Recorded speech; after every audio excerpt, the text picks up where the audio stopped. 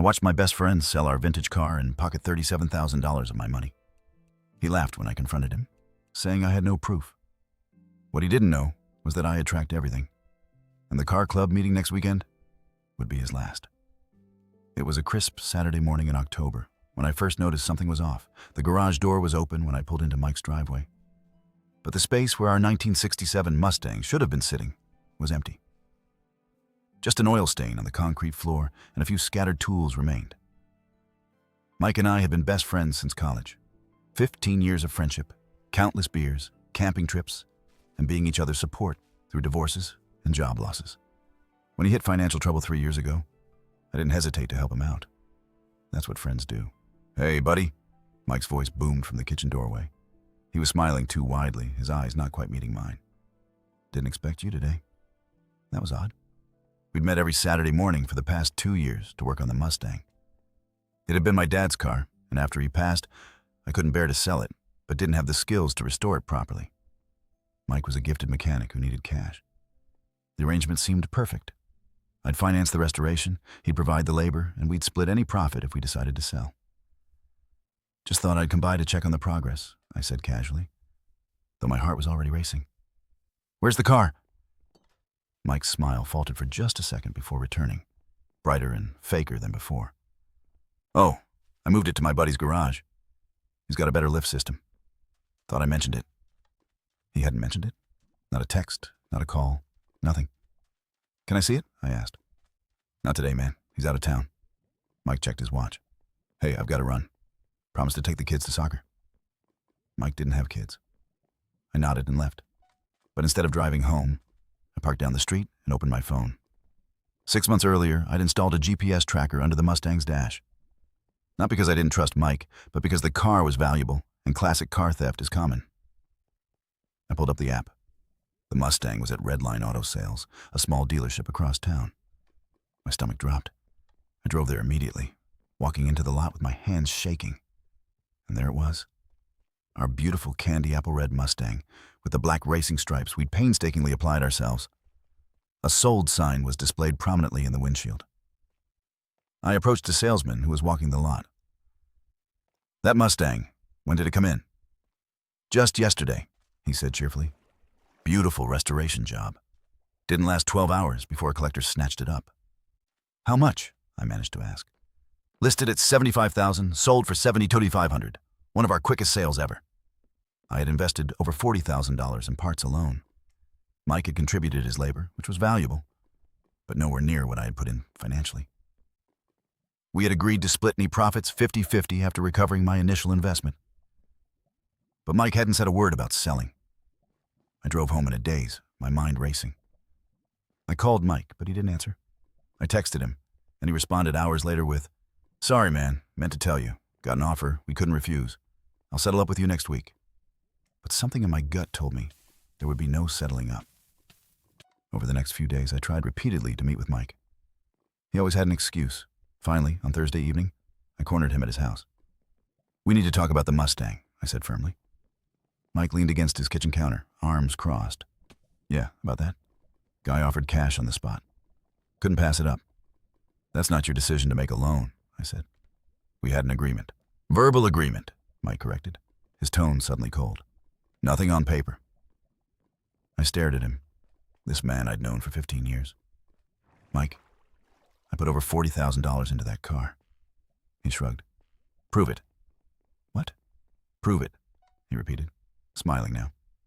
"You gave me cash for most of those parts. The receipts are in my name. The title was in my name because your credit was tied up in your house renovation." My blood ran cold. He'd planned this, maybe from the beginning. "You're my best friend," I said quietly.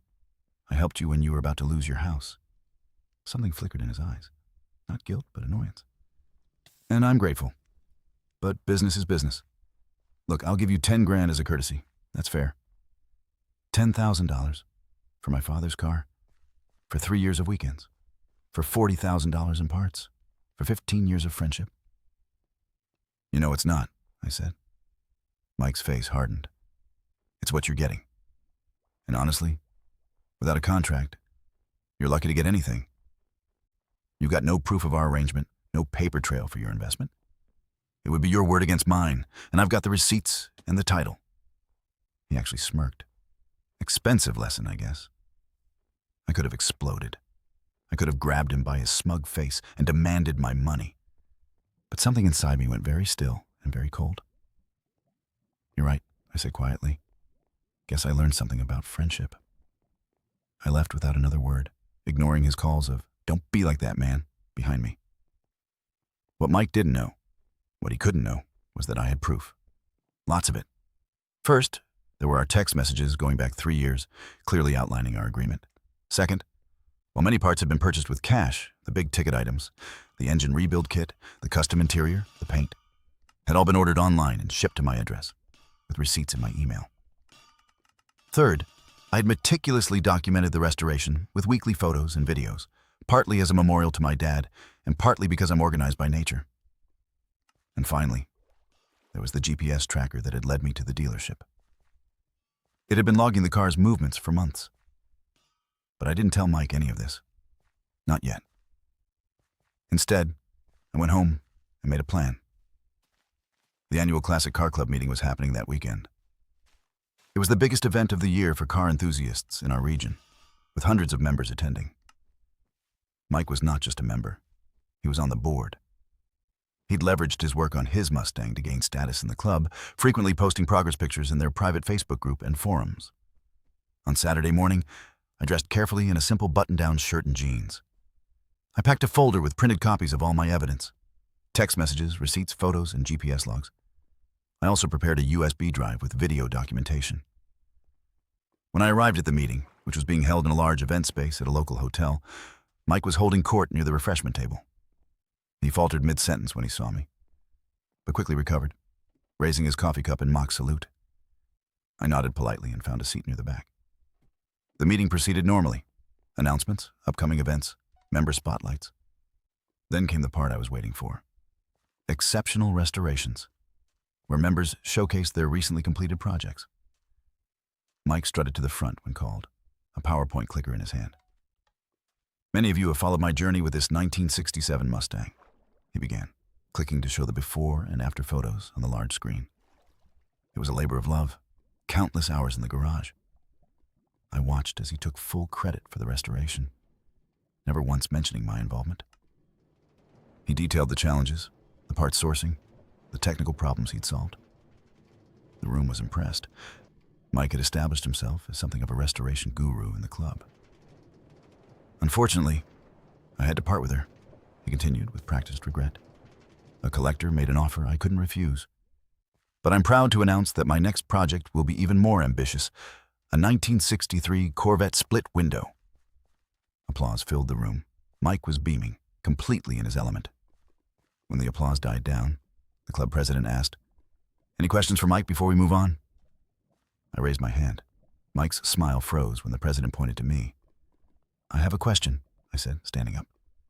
My voice was steady, though my heart was hammering. "Mike, could you explain to everyone how you financed this restoration?" A confused murmur rippled through the room. Mike's face darkened. "My own savings, of course," he said curtly. I nodded thoughtfully. "That's interesting, because I have here," I held up my folder, documentation showing that I invested over $40,000 in parts alone for that Mustang. The room went silent.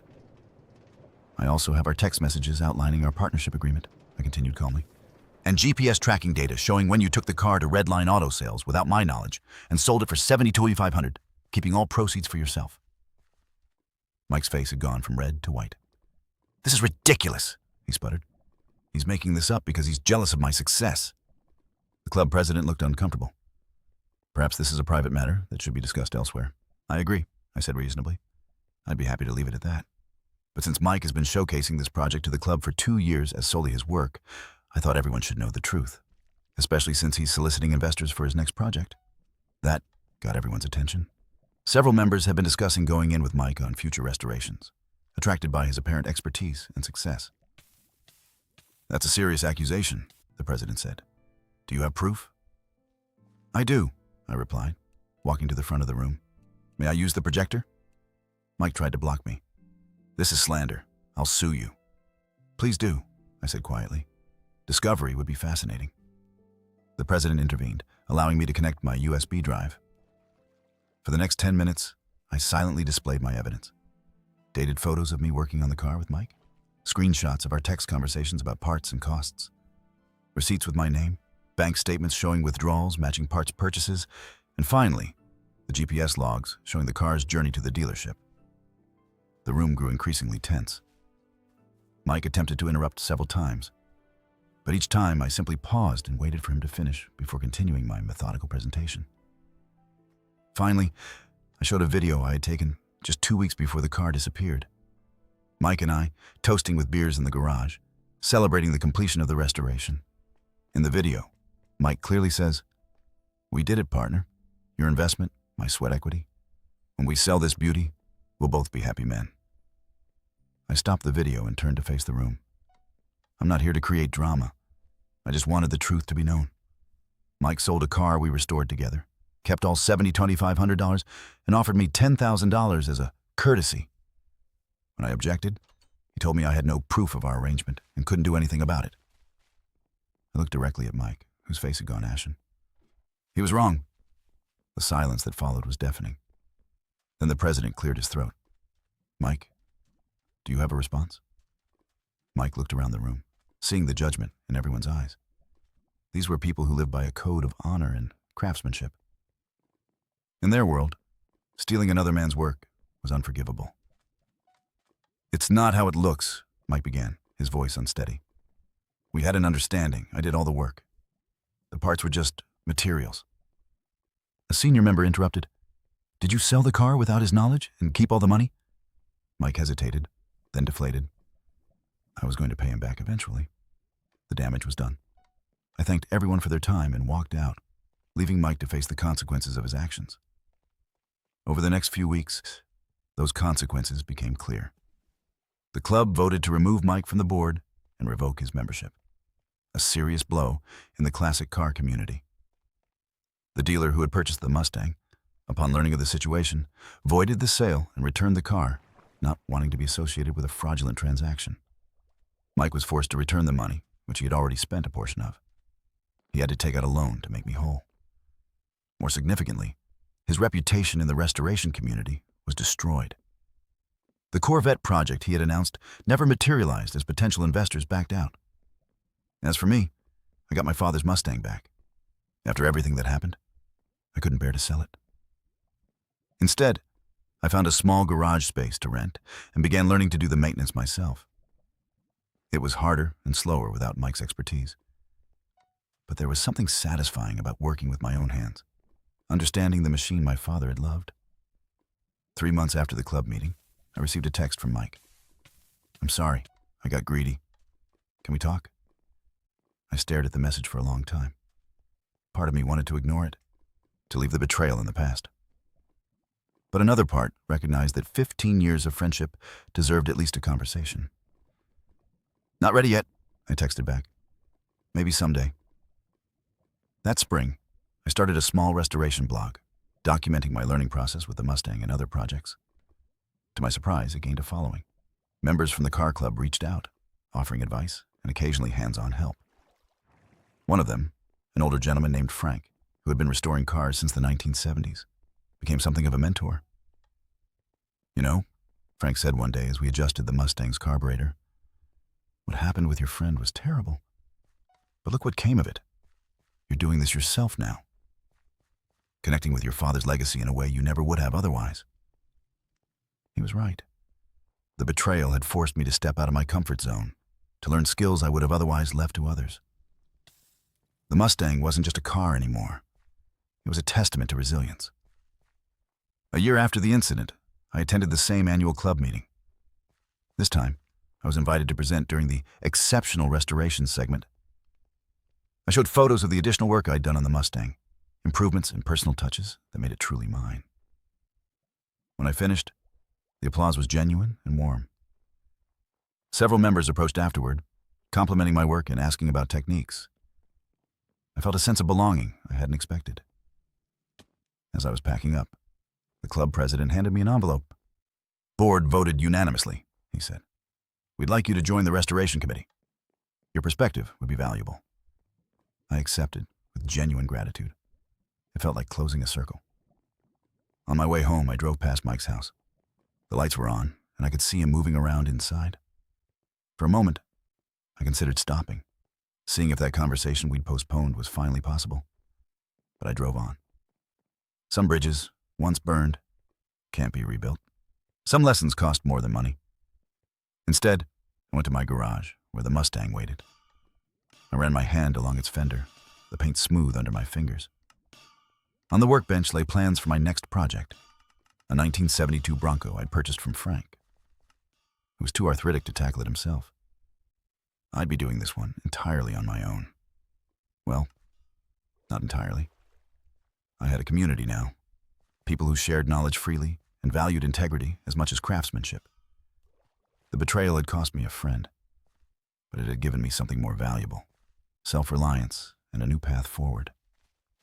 As I settled into work, I noticed my phone blinking with a notification. Another message from Mike. I miss our Saturdays. The garage is too quiet. I put the phone away without responding. The time for that relationship had passed. Instead, I picked up a wrench and turned to the engine in front of me. There was work to be done, a new project to build. My project. My terms. Sometimes the best revenge isn't getting even. It's moving forward and building something better than what you lost. The Mustang's keys hung on a hook by the door, a constant reminder that what matters isn't just the destination, but who you trust for the journey. And this journey? It was mine alone now.